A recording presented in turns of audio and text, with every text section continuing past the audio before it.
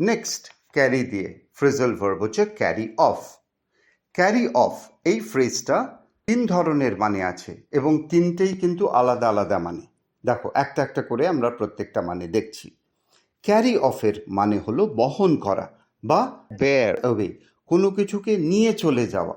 Sentence দেখো, the strong currents bore away the wooden logs down the river. প্রবল স্রোত কাঠের গুঁড়িগুলোকে নদী দিয়ে ভাসিয়ে নিয়ে গেল। এখানে বোর অ্যাওয়ে মানে হচ্ছে নিয়ে চলে যাওয়া।